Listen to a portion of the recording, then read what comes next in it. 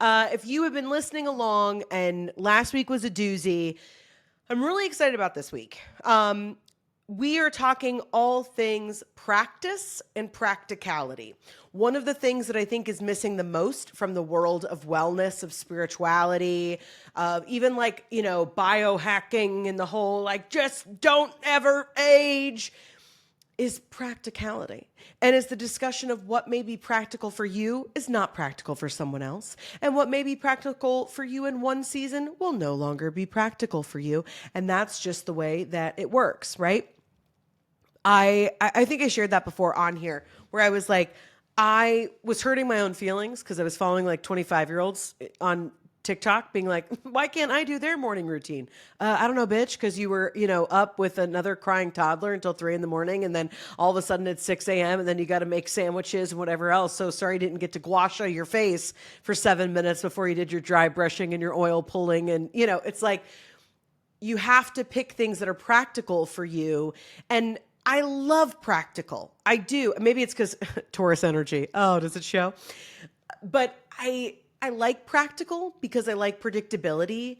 And I think so many of us are looking for control. And I think that practical is great. And I think that, practical is also, what is a practice?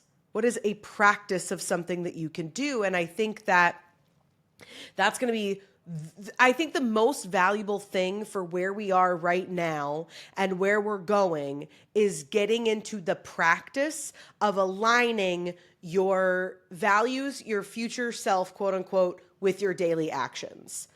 That's all if you committed to that practice from now until March, you would meet your #future self.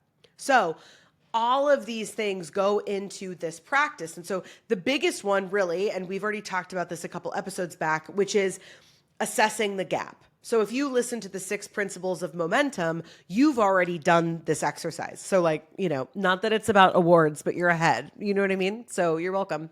Just a little button from me to you. You're ahead. And it's for all my oldest daughters that are listening and they're like, okay, thank you. I got an award. Moving on.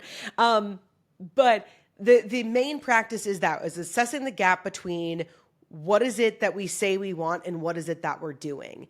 And the practice is every day getting a little bit closer so that those things and it's going to be a pulse, right? If you're listening and not watching, you won't see this super cool thing I'm doing with my hands, but just allowing almost when your fingers kind of can touch and then they bounce back and they touch and they bounce back. And it's just kind of a little bit of this energy because a practice doesn't mean perfection. And the reason why this first part, this practice is so important is it's what's going to guide us. Again, I'm not making any, huge projections for March, but I think energetically it's this really big integration point for so many of us. And we're kind of truly meeting this next huge phase of our lives.